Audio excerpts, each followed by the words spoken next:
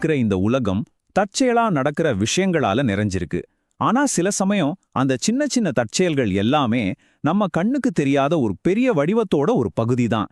இன்னைக்கு அப்படிப்பட்ட ஒரு வடிவத்தை தான் நாம பார்க்க போறோம். உருகிப்போன ஒரு மிட்டாய் இந்த உலகத்தோட உணவு பழக்கத்தையே மாத்துச்சுன்னா நம்புவீங்களா?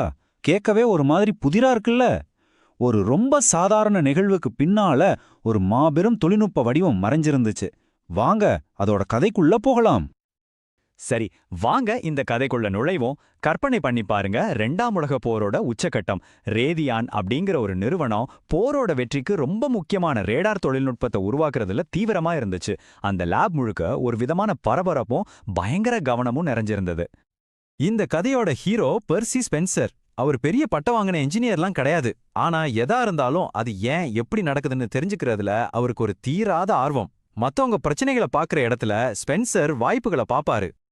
ஒரு நாள் ஸ்பென்சர் மேக்னட்ரான் அப்படிங்கிற ஒரு ரேடார் கருவி பக்கத்துல வேலை செஞ்சுட்டு இருந்தாரு. அப்போ திடீர்னு தன்னோட பாக்கெட்ல ஏதோ ஒரு மாதிரி சூடா உணர்றாரு. என்னடான்னு கையை விட்டு பார்த்தா அவர் வச்சிருந்த வேர்க்கடலை மிட்டாய் உருகி போயிருக்கு. ஆனா அந்த ரூம்ல அவ்வளோ சூடே இல்லையே. அப்ப இது எப்படி?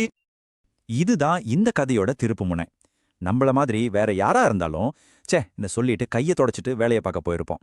ஆனா ஸ்பென்சருக்குள்ள தெரிஞ்சுக்கணும்னு ஒரு துடிப்பு, ஒரு அரிப்பு இருந்துச்சு. அவர் அதை ஒரு பிரச்சனையா பார்க்கல, ஒரு புதிரா பார்த்தாரு. உடனே ஒரு துப்பறிவாளர் மாதிரி வேலையில இறங்கிட்டாரு. முதல்ல கொஞ்சம் பாப்கார்ன் எடுத்து அந்த மெஷின் பக்கத்துல வச்சாரு. என்னாச்சு தெரியுமா?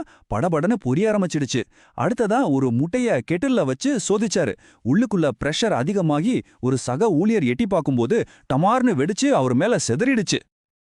இப்போ அந்த புதிருக்கு விட கிடைச்சது.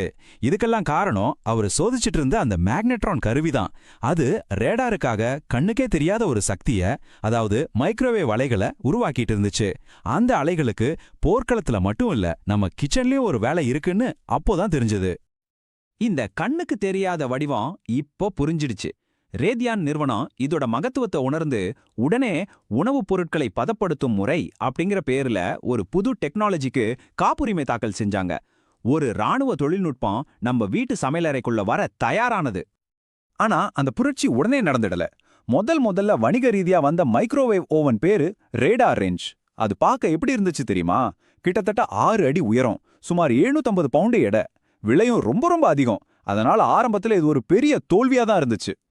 உலகத்தையே மாத்த போற வடிவங்கள் ஒரே ராத்திரியில வெளிப்படாது. இந்த கண்டுபிடிப்பும் அப்படிதான் மெதுவா கொஞ்சம் கொஞ்சமா நம்ம வாழ்க்கைக்குள்ள ஊடுருவ ஆரம்பிச்சது. யோசிச்சு பாருங்க, 1945ல கண்டுபிடிச்ச ஒரு தொழில்நுட்பம் மக்களோட சமையலறைக்கு முழுசா போய் சேர கிட்டத்தட்ட 30 வருஷம் ஆயிருக்கு.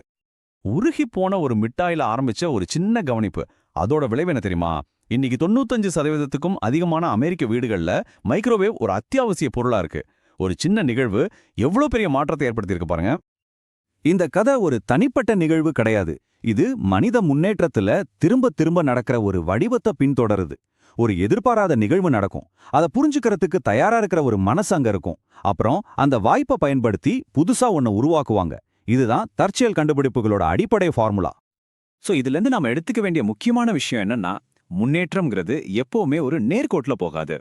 பல சமயம் ரொம்ப முக்கியமான கண்டுபிடிப்புகள் எல்லாம் நாம வேற ஏதோ ஒரு பிரச்சனையை சரி பண்ண போகும்போது வழியில தற்செயலா கிடைக்கிற ஒரு பக்க விளைவுகளா தான் இருக்கும்.